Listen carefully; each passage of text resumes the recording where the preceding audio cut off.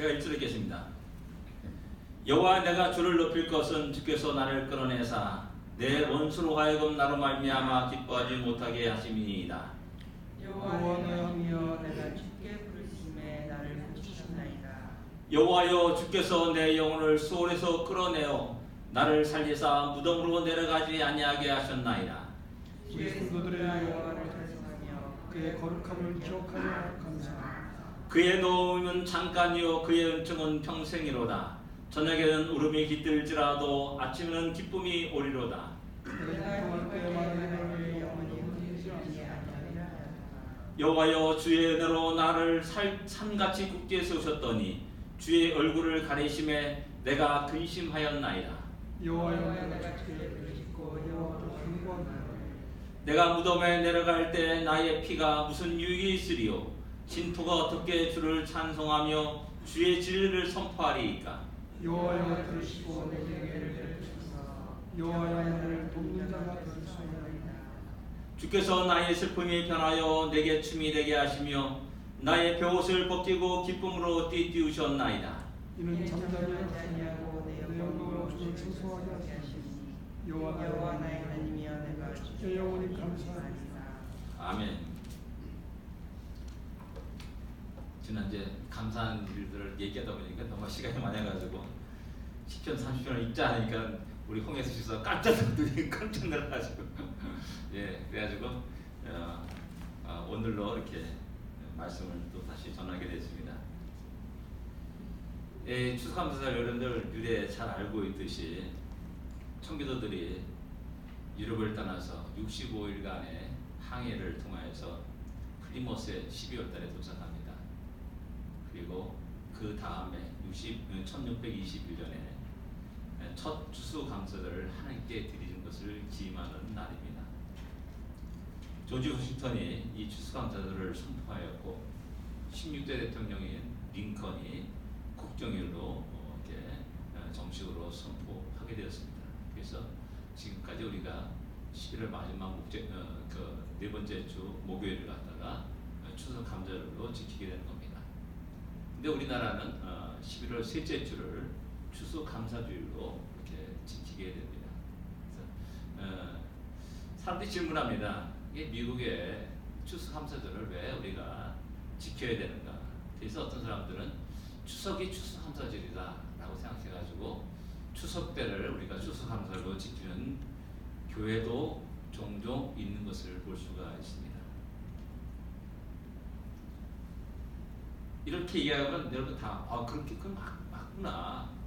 또 우리 식으로 또 추수감사절 추석 때 지키면 좋겠구나라고 생각하는 사람이 혹 있을 줄 모릅니다. 그러나 이것은 이 청교도의 역사가 아니라 우리 모든 크리스찬들의 하나님이 행하신 크고 놀라운 일들을 함께 감사하며 함께하는 게 영광을 돌리는 그런 날로 여러분 생각하고 함께 그 날을 기념하는 것이 중요함을 다시 한번 생각할 수 있어야 될 줄 압니다. 추석에 우리가 뭐 합니까? 달림 보고 절하지 않습니까? 추석에 뭐 합니까? 조상들에게 제사 드리지 않습니까? 원래 우리의 추석은 그런 의미였습니다. 그런 의미에서 우리가 추석에 하나님께 감사드리기보다는 우리가 함께 우리 주의 성도들과 함께 또한 이 미국 교회와 함께 또 예배드리고 하나님께 영광 돌리는 것이 귀중함을 다시 한번 기억할 수 있어야 될 줄 압니다. 오늘 시편과 오늘 추수감사절과 함께 연관해서 또 말씀드리기를 원합니다. 오늘 이 시편을 30편을 보게 되면은 약간 좀 당황한 것들을 이제 발견하게 됩니다. 그것이 뭐냐면은 표제어입니다. 표제어에 뭐라고 말하냐면은 다윗이 곧 성전 낙성가 이렇게 기록하고 있습니다. 그럼 성전은 언제 건립되었죠? 다윗의 아들인 솔로몬 시대에 성전이 세워지게 됩니다. 다윗이 법궤를 옮겨놨어요. 그리고 성막을 만들어서 또 이렇게 특별히 이렇게 또 거기서 제사드리고 했을 겁니다. 혹 그런 것 때문에 성전 낙성가라 했는가라고 해서 쭉 내용을 읽어보게 되면은 성전에 관계된 그 내용이 하나도 없습니다. 주로 뭐 주의 대단, 뭐 주의 장막 그런 단어가 하나도 없는 겁니다. 어떻게 보면 성전 낙성가라는 그 표제가 이상할 정도로 이렇게 느껴질 때가 있다는 겁니다. 그래서 칼빈은 이 성전 낙성가, 이 성전을 집으로 해석하였습니다. 그래서 다윗의 집이 낙성식이 부를 때 한 노래다 이렇게 해석을 하였습니다. 즉 다윗이 자기의 궁전을 건설하고 하나님께 감사의 노래를 한 것이다 라고 말할 수 있다는 겁니다. 자신이 가족과 집이 하나님께 영광을 돌리며 자신의 후손들이 영원히 하나님의 영광을 나타낼 것을 노래한 것이라 할 수 있다는 사실입니다. 다윗은 제일 먼저 이 자신의 집과 이 궁궐을 보면서 무엇을 생각했을 것이라는 겁니다. 야, 멋있는 궁전을 세웠어요. 멋있는 집이에요. 또 자기가 왕으로서의 부귀영화를 누려요. 그럴 때 과연 다윗은 무엇을 생각했을까라는 겁니다. 우리가 다 알다시피 일개 목동의 신분이었던 다윗이 왕이 되기까지 수많은 어려움과 고난과 죽음의 위협을 넘어야 했음을 갖다 우리는 잘 알고 있습니다. 그런 상황 속에서 하나님의 도우심과 인도하심과 지키심이 있었음을 다윗은 제일 먼저 기억했을 것이라는 사실입니다. 그 내용이 1절부터 4절까지 내용인 겁니다. 그럼 다 같이 한번 1절부터 4절까지 같이 읽어보겠습니다. 같이 읽겠습니다. 여호와야, 내가 주를 높일 것은 주께서 나를 끌어내사 내 원수로 하여금 나로 말미암아 기뻐하지 못하게 하심이이다. 여호와 내 하나님이여, 내가 주께 부르짖음에 나를 고치셨나이다. 여호와여, 주께서 내 영혼을 수월에서 끌어내어 나를 살리사 무덤으로 내려가지 아니하게 하셨나이다. 주의 성도들아, 여호와를 찬송하며 그의 거룩함을 기억하며 감사하라. 1절에 주께서 나를 끌어내셨나이다 라고 다윗은 고백합니다. 여기서 끌어내라는 이 말은 우물에서 건져내었다라는 의미입니다. 우리가 우리의 속담에 동안에 등주다라는 그런 속담이 있지 않습니까? 우물에 푹 빠졌어요. 나올 길이 없는 겁니다. 우리나라처럼 뭐 한 3, 4m만 되면 뭐 물이 있는 그런 2, 3m만 되면 물이 있는 그런 데가 아니라 가나안 땅 팔레스타인 지역은 10여 미터를 내려갑니다. 아주 아득하게 내려가죠. 강가다 여러분들 그 성지의 그 순례 그 보면은 계단을 타고 쭉 빙빙빙 돌아서 내려가는 그 사진들이 있는 것을 보게 됩니다. 아마득한 그곳에서 누구의 도움이 없으면은 거기서 나올 수 없는 상황. 바로 그런 상황을 다윗은 맞이하였고, 그때 기도했더니 하나님께서 그 다윗을 끌어내었다라고 말씀하는 겁니다. 절대 절명의 위기 속에서 하나님이 그를 끌어내셨다라고 말씀하는 겁니다.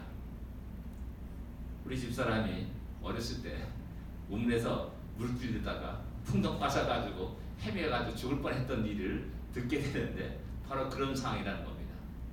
누가 와가지고 발견해서 끄집어내지 않으면 그냥 죽는 겁니다. 하나님이 다윗을 그렇게 끄집어내었다, 끌어내었다 라고 다윗은 기억하고 하나님께 찬양드리며 영광을 돌리게 되는 겁니다. 우리 모두는 끌어내짐을 받은 자들입니다. 대한민국이라는 땅에서 끌어내가지고 여곳에 오게 하셨었다. 미국에 왔습니다. 새로운 환경 속에 놓여졌습니다. 그런 의미에서 다시 한번 우리가 하나님께 감사할 수 있기를 원하는 겁니다.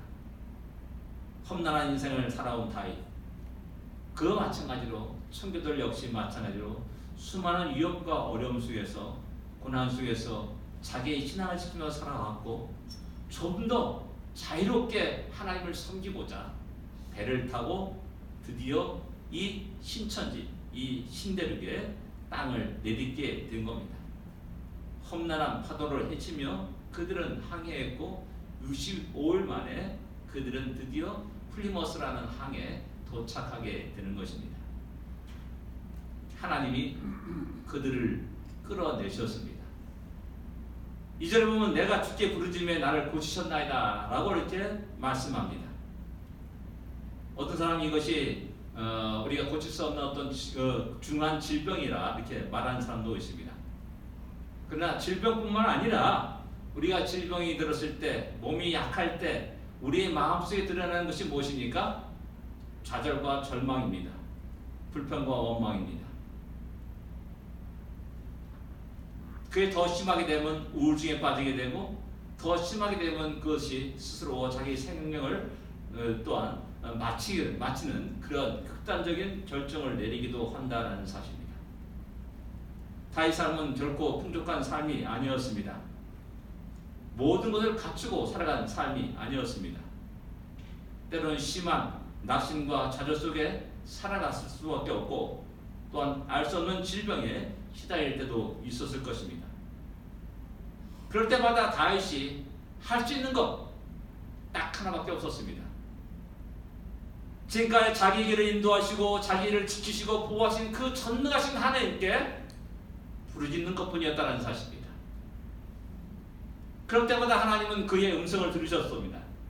그리고 그를 고치셨고 그를 다시 회복시키셨습니다. 좌절과 절망, 그 실망을 딛고 다시 일어나도록 하셨습니다. 바로 다윗은 그 놀라운 은혜를 기억하고 지금 그 하나님께 감사드리고 영광을 돌리며 또한 예배를 드리는 겁니다. 그렇게 하나님은 다윗으로 하여금 기도하게 하셨습니다. 그 고난은 어떻게 보면 다윗에게 또 감춰진 하나님의 은혜라고도 말할 수가 있습니다. 청교도들도 마찬가지입니다. 수많은 아픔과 고통과 좌절과 절망이 그들의 삶 속에 있었습니다. 왜 내가 이곳에 왔는가? 라는 그런 후회도 있었을 겁니다. 그들이 도착했을 때 102명이 배에서 내렸습니다. 그리고 그 해 겨울을 보내면서 44명이 생을 달리합니다. 약 40%가 넘는 사람이 죽은 겁니다. 그 가운데 사랑하는 자식이 있었을 것이고 아내가 있었을 것이고 부모가 있었을 것입니다. 추위와 굶주림은 견디기 어려운 그런 것입니다. 우리가 그런 일에 당했을 때 우리의 마음은 어떻겠습니까? 하나님을 향한 원망이 일어나지 않겠습니까? 후회스러움이 일어나지 않겠습니까? 좌절과 절망이 나의 삶을 짓누르지 않겠습니까? 그러나 그들은 그 속에서 하나님께 감사를 드렸습니다. 그들은 좌절하지 않았고 하나님을 향한 원망이 없었습니다. 하나님을 믿고 의지한 그 모든 결과 속에 하나님이 그들을 다시 회복시켰고 다시 그들로 하여금 기쁨의 노래를 부를 수 있도록 하셨다는 사실입니다. 테네시와 켄터키에 가게 되면 다람쥐를 잡아먹는 그런 일이 있습니다.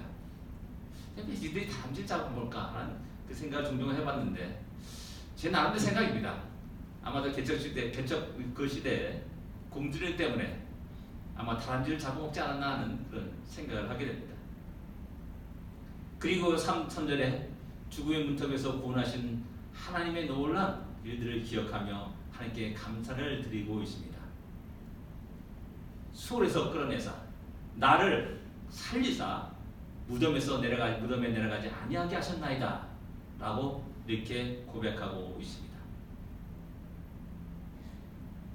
수많은 어려움, 아들다움 그래서의 그냥 갇혀진 상황 속에서 놀라운 그 구원이 놀라운 역사를 다윗은 기억하고 있을 것입니다.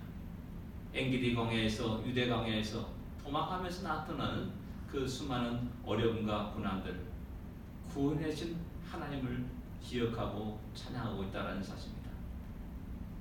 그래서 말하는 것이 4절입니다. 주의 성도들아 여호와를 찬송하며 그 거룩한 이름에 감사할지어다 라고 말씀하고 있는 겁니다.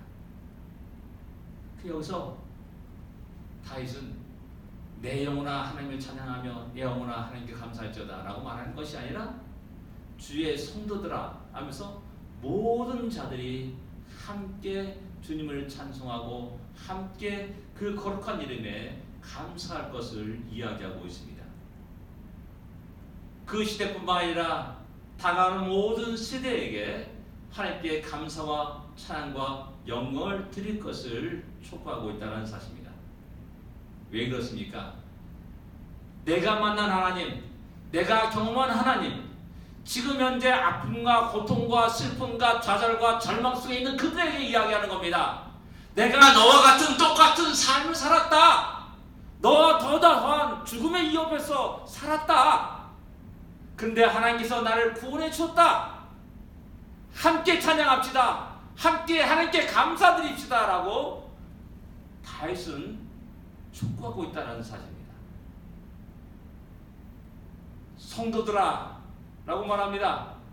하시딤이라는 말입니다. 하시딤. 이 단어는 헤세드에서 파생된 단어입니다. 그 의미는 하나님의 변함없는 사랑을 나타낼 때 사용하는 것이 헤세드입니다. 즉 성도들아 그런 의미 속에는 하나님의 변함없는 사랑을 받은 백성들아 라는 그런 의미를 갖고 있는 겁니다.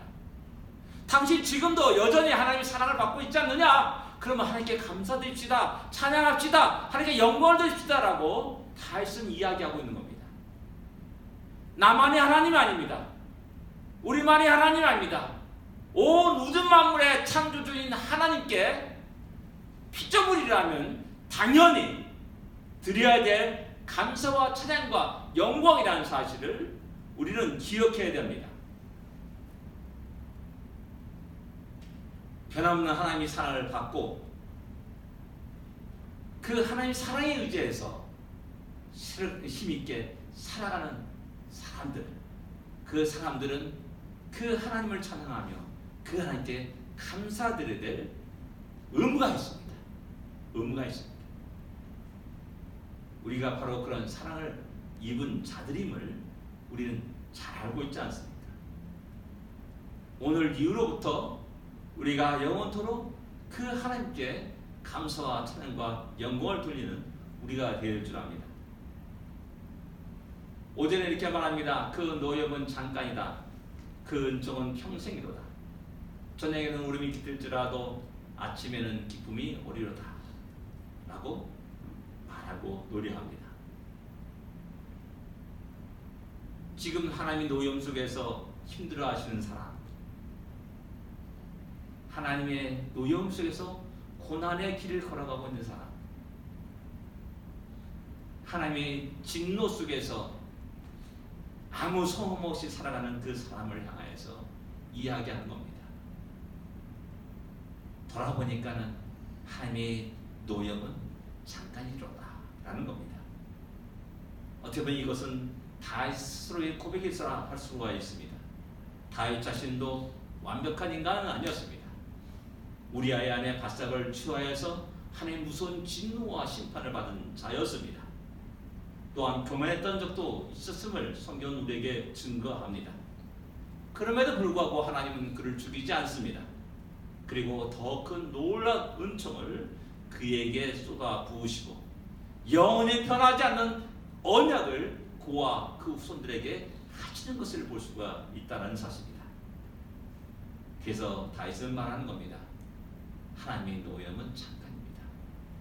그러나 그 은총은 평생입니다. 라고 이야기하는 겁니다. 지금 고난을 당한 자들에게 참으로 힘든 가시밭길을 걷는 자들에게 광야길을 걷는 자들에게 이야기하는 겁니다. 저녁에는 울음이 깃들지라도 아침에는 기쁨이 오리로다 라고 이야기합니다. 날마다 은총을 베풀어 주신 하나님, 날마다 새로운 날을 우리에게 허락하신 하나님, 잠자고 일어나면 새롭지 않습니까? 새로운 날을 날마다 주시는 하나님이십니다. 새로운 시간들을 우리에게 주시는 하나님이십니다. 근데 우리는 자꾸만 과거에 얽매여가지고 과거만을 생각하다 보니까는 나에게 오는 새로운 날을 갖다가 새롭게 흥분 속에 받아들이지 못하는 그런 어리석음을 범하게 된다는 겁니다.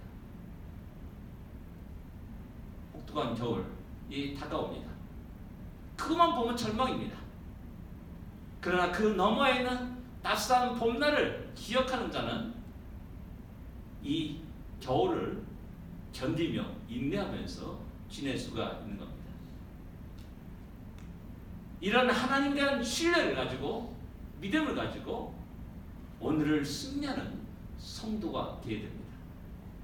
저녁에는 울음이 깃들지라도 아침에는 기쁨이 오르르다라는 이 놀라운 은혜를 다시 한번 기억할 수 있기를 원합니다. 이어서 다윗은 자신의 교만으로 인해서 하나님의 놀라운 큰 책망을 또한 기억하고 있다는 사실을 보게 됩니다. 그 내용이 6절부터 11절까지 쭉 나온 내용입니다. 여러분도 다시 읽어보겠습니다. 같이 읽겠습니다. 6절부터 11절까지입니다. 내가 형통할 때 말하기를 영원히 흔들리지 아니하리로다 하였도다. 여호와여 주의 은혜로 나를 산같이 굳게 세우셨더니 주의 얼굴을 가리우심에 내가 근심하였나이다. 여호와야 내가 주께 부르짖고 여호와께 간구하기를 내가 무덤에 내려갈 때 나의 피가 무슨 유익이 있으리요. 진토가 어떻게 주를 찬송하며 주의 진리를 선포하리이까. 여호와여 들으시고 내게 은혜를 베푸소서. 여호와여 나를 돕는 자가 되소서 하였나이다. 주께서 나의 슬픔이 변하여 내게 춤이 되게 하시며 나의 베옷을 벗기고 기쁨으로 띠띠우셨나이다. 아멘. 내가 형통할 때 말하기를 내가 영영이 유동하지 아니하리라. 이 말은 다윗 자신의 어떤 영적인 교만의 상태를 이해하는 것을 알 수 있습니다. 야, 이 말은 나 성공한 사람 아닌가? 이 정도면 충분하지 않은가? 나의 이 권력을 무너뜨릴 누가 있겠는가? 나는 그런 교만함이 그 말 속에 담겨 있는 것입니다. 영적인 교만은 이어서 영적인 게으름으로 나타나게 됩니다. 영적인 게으름은 이어서 하나님을 의지하지 않는 모습으로 나타나게 됩니다. 함께 영광 돌리기보다는 그 영광을 가로채는 그런 모습으로 나타나게 되죠. 다윗의 인생에서 이런 영적인 교만과 영적인 게으름과 영적인 무감각함이 있었음을 우리는 잘 알고 있습니다.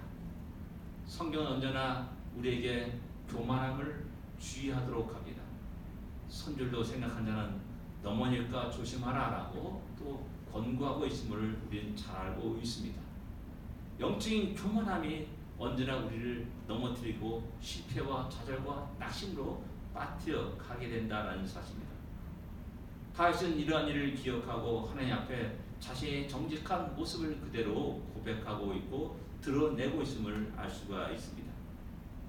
우리는 하나님 앞에서 우리 자신의 순수한 모습, 가시가 없는 모습, 포장되지 않은 모습을 그대로 드릴 필요가 있다는 사실입니다. 이런 영적인 교만을 하나님은 징계하셨고 그 징계에 다윗은 즉각적으로 회개하였음을 이어서 말씀하고 있습니다. 그 징계가 무엇입니까? 7절에 주의 얼굴을 가리심에 내가 근심하였나이다 라는 겁니다. 교만한 자를 주님이 그 얼굴을 돌리시는 겁니다. 쳐다보지 않는 겁니다. 주님이 그 얼굴을 가리실 때 그 고통을 이루 말할 수 없다라는 겁니다. 생명의 근원이 사라지게 되는 겁니다. 그 속에서 점점 메말라가고 황폐되고 파멸돼가는 그런 과정을 겪게 되는 것이죠. 그리고 이 사실을 알고 즉각적으로 그 다음부터 회개하게 이르게 됩니다. 그래서 8절에 여호와여 내가 부르짖고 주께서 여호와께 간구하기를 하면서 그 다음에 말합니다. 여호와여 들으시고 내게 은혜를 베푸소서. 여호와여 나를 돕는 자가 되게 하소서라고 이렇게 간절히 부르짖고 있습니다. 다시 하나님의 은혜를 간구하는 모습입니다. 다시 주의 얼굴을 자기로 향할 것을 갖다가 간절히 간구하고 있다는 사실입니다. 그리고 이어서 11절에 하나님께서 그의 기도에 응답하신 내용을 말씀하고 있는 겁니다. 11절에 다 같이 읽겠습니다. 11절입니다. 같이 읽겠습니다. 주께서 나의 슬픔이 변하여 내게 춤이 되게 하시며 나의 베옷을 벗기고 기쁨으로 띠띠우셨나이다.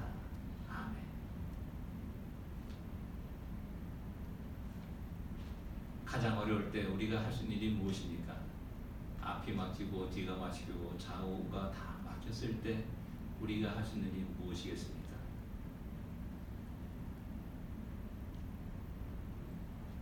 오직 하나밖에 없습니다.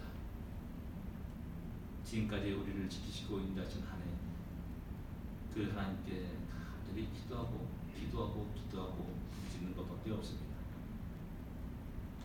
그럴 때 하나님은 다시 우리의 기도를 들으시고 응답하시고 다시 우리에게 모든 것을 회복시켜 주시는 하나님이심을 갖다가 다윗은 경험하였고 그것을 이 시편 30편에 이야기하고 있는 겁니다. 이런 모습은 또한 우리들의 인생 가운데 수없이 일어난 일들이었고 또한 미국의 역사였음을 우리는 잘 알고 있습니다. 청교들이 세운 나라이지만은 그 나라는 완벽한 나라가 결코 아니었습니다. 끝없이 영적인 도전을 받고 또한 영적인 타락과 영적인 무감각 속에서 빠졌던 역사가 있었습니다. 그럴 때마다 교회는 회개하였고 하나님은 이들에게 다시 당신의 종들을 보내시사 새로운 붕의 불길을 다시 일으켰음을 우리는 잘 알고 있습니다. 조나단 에드워드가 시작한 부흥운동이 바로 그런 것입니다. 청교도들이 원지 약 100여 년이 흘렀을 때 역시 그들 속에 영적인 무감각과 나태함이 일어났고 그 속에서 조나단 에드워드가 외치기 시작하였고 그들의 새로운 대각성 운동이 일어나게 된 겁니다. 이어서 1740년 휘트필드에 의해서 다시 또한 대각성 운동이 계속 이어져 나갑니다. 참 그 시대가 참 복된 시대였습니다. 조나단 에드워드가 미국에서 대학성 운동을 일으켰다면은 같은 해에 태어난 존 웨슬레는 영국에서 또한 새로운 부흥의 물결을 이루었음을 역사는 우리에게 증거하고 있는 것입니다. 그 다음에 1800년대, 1850년대 우리가 잘 알다시피 여러분들 텐트를 치고 부흥운동을 하는 그러한 운동들이 미국에서 일어났습니다. 그 다음에 1865년에 남북전쟁 때 D.L. 무디가 이 시카고를 중심으로 새로운 붕의 물결을 다시 일으켜 세웁니다. 20세기 초에 신학적인 자유주의가 판칠 때 미국에서 근본주의 운동이 일어나면서 다시 주의 가장 중요한 핵심 가치를 결코 잃어버려서는 안 된다라는 그런 형태의 근본주의 운동이 일어나게 됩니다. 1950년대 빌리 그레엄 목사가 드디어 일어나면서 다시 새로운 붕의 물결이 일어났음을 미국의 역사는 증거하고 있다는 사실입니다. 지금도 여전히 미국은 도전을 받습니다. 영적인 도전을 받습니다. 동성애자들이나 종교자유를 외치는 자들, 그런 자들의 도전을 받고 있습니다. 무신론자들의 도전을 받고 있습니다. 미국이 타락한 것 같지만 그러나 하나님이 살아계시기에 여전히 하나님이 그 교회를 통하여서 다시 새롭게 이 미국을 깨우기를 원하시고 교회를 깨우고 지도자들과 성도들을 깨우기를 원하신다는 사실을 기억해야 될 줄 압니다. 미국의 진정한 힘은 강력한 군대가 아닙니다. 부강함이 아닙니다. 하나님을 섬기는 믿음, 겸손함에서 찾아야 됩니다.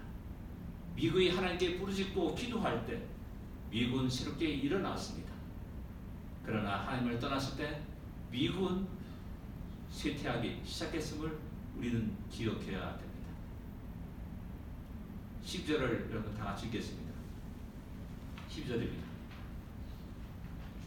이는 잠잠하지 아니하고 내 영광으로 주를 찬송하게 하심이니 여호와 나의 하나님이여 내가 주께 영원히 감사하리이다. 12절은 다윗의 결단이라 할 수가 있습니다. 내가 영원히 주를 찬송하리라. 내가 영원히 주께 감사하리라. 우리의 심령이 결코 메마르지 아니하고 다시 회복되는 놀라운 은혜가 있기를 원합니다. 우리의 가정들이 메마르지 아니하고 다시 하나님의 영을 찬양하며 노래하며 감사하는 그러한 모습으로 다시 회복되기를 원합니다. 우리 시온 장로가 그러하기를 원하고 이 미국이 새롭게 되기를 우리는 기도해 주랍니다. 우리 조국 대한민국도 역시 마찬가지로 하나님 너무나 놀라운 은혜를 너무나 많이 받은 백성이요 나라입니다. 그런데 안타깝게도 대한민국 그 감사를 잃어버렸습니다. 온통 불평과 원망이 가득한 나라가 되었습니다. 좌절과 절망이 가득한 나라가 되었습니다. 하나님을 은혜를 다시 기억하고 감사하는 나라가 되어 주랍니다. 기도하겠습니다.